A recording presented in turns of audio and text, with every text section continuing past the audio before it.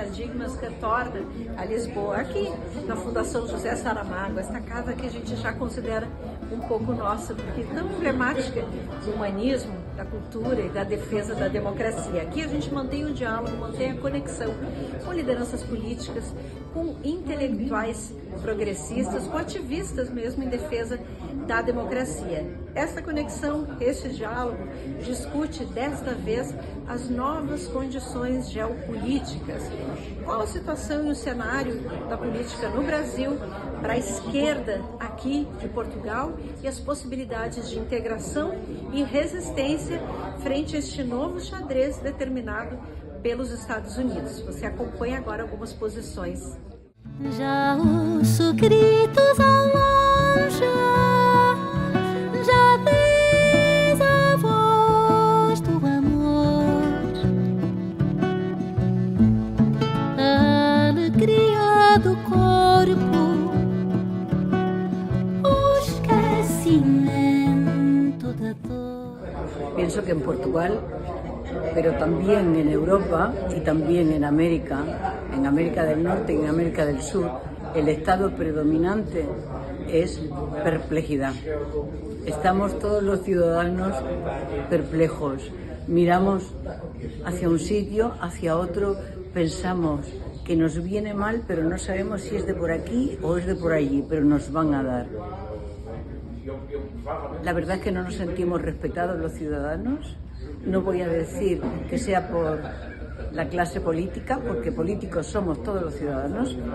No nos sentimos respetados por un poder hegemónico, no democrático, económico, y que nos está llevando, como diría el poema de Camões, por mares antes nunca navegados.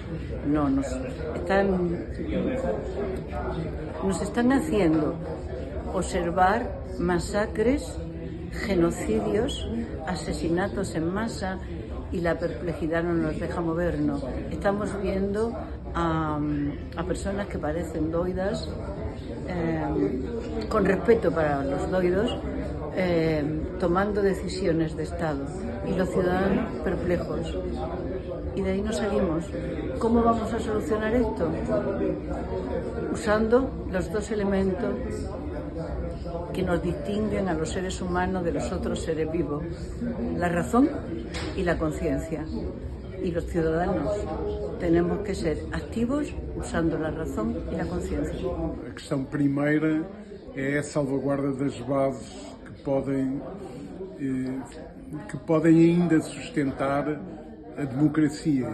Não abandonarmos as instituições que estão muito desgastadas, que estão fragilizadas, mas não abandonarmos, procurar revitalizar e reformular no plano nacional, mas também no plano internacional, bases fundamentais para a democracia e para o funcionamento do Estado de Direito Democrático. O segundo aspecto tem a ver com isto, é que não há Estado de Direito Democrático se o Estado não for Estado Social de Direito Democrático. E, portanto, é preciso responder aos problemas das pessoas. A questão da valorização do trabalho numa perspectiva progressista é um desafio universal, mas, por exemplo, comparado com aquilo que vivemos na Europa, a Europa tem a sua especificidade. O chamado designado Estado Social não é um conjunto de políticas que se sustente apenas por umas disponibilidades do Orçamento de Estado. É intrínseco à valorização do trabalho e aos direitos que se confirmam no trabalho. As dimensões do sistema de proteção social, segurança social,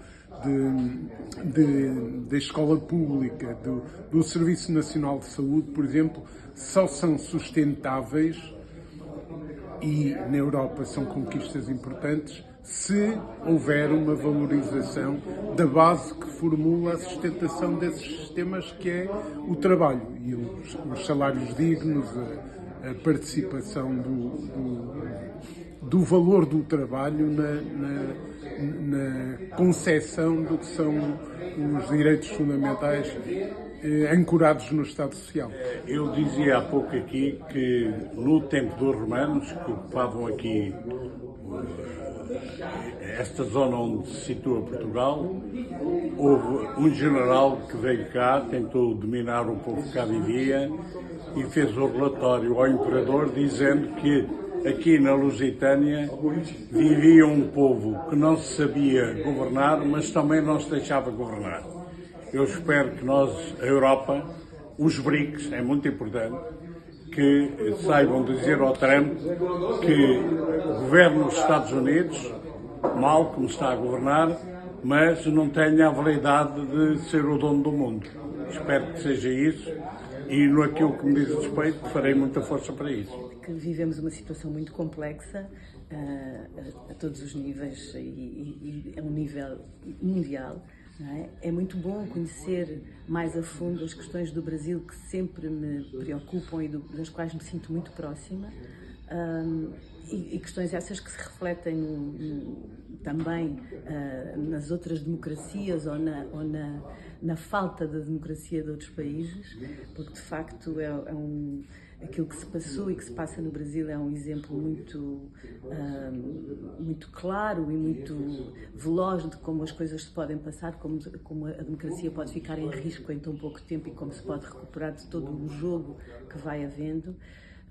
Mas é isso, foi uma conversa complexa que me deixou inquieta em muitos sentidos, me ajudou a compreender outras questões e, acima de tudo, a importância das pessoas se juntarem e se informarem em conjunto, de quererem ter uma curiosidade sobre a forma como podem compreender as questões e como podem atuar.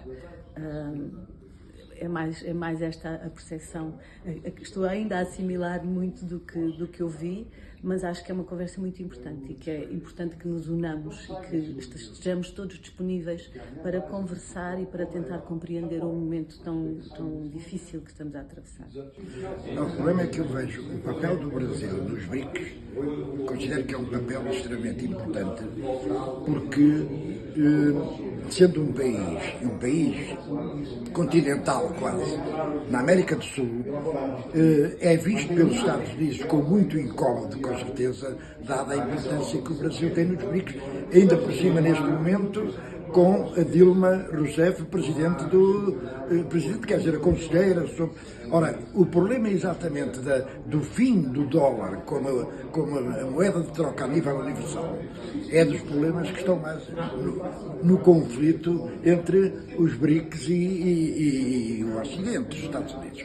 Ora bem, penso eu que, dado o facto de que neste momento o mundo está de novo numa bipolaridade, num sistema bipolar, em que estão os BRICS de um lado e o Ocidente alargado, liderado pelos Estados Unidos do outro, eu creio que a posição do Brasil nos BRICS é extremamente incómoda para os Estados Unidos.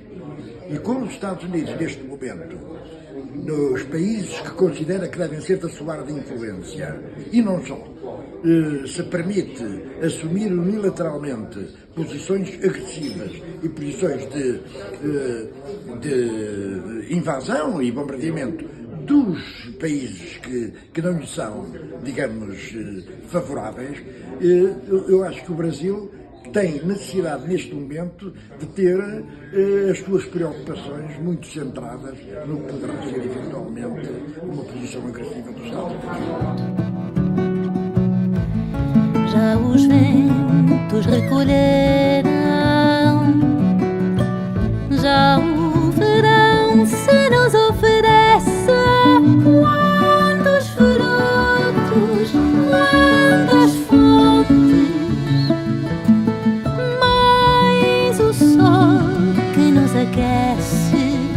Quantos frutos, quantas fontes. Do Instituto Novos Paradigmas com Portugal é uma relação muito antiga e é quase que matemática a nossa presença aqui de ano em ano para tratar de algumas questões que interessam ao campo democrático. Nessa circunstância, o que predominou na discussão são os efeitos do governo Trump sobre as relações democráticas na América Latina. Qual é a influência que tem no comportamento dos agentes políticos, quais são as consequências econômicas que tem, e para a luta política, qual a importância que tem a questão da soberania nacional na relação entre os países da América do Sul e na relação do nosso país, particularmente com Portugal. E por que isso é importante? Nós somos os países que têm uma vocação atlantista inevitável, incontornável. E nós nos encontramos com Portugal em todos os momentos, com todas as consequências políticas que ocorrem em nosso país, e tratamos hoje de reforçar esta noção do sul do Mercosul na sua integração, particularmente com os países ibéricos, com os países da Península Ibérica, e particularmente com Portugal, que é a nossa pátria originária. E hoje a nossa pátria originária é a pátria da defesa da democracia, da república e, para nós, do sul da América do Sul, da importância que tem a relação, né, destes 3 países, 4, 5 países que estão se organizando com a União Europeia. E a nossa passagem, a nossa relação com Portugal é uma relação afirmativa da nossa relação com a Europa. Esta foi, vamos dizer assim, a página mais importante desse debate e desse aprendizado que nós, do Instituto Novos Paradigmas, estamos fazendo de novo aqui em Portugal.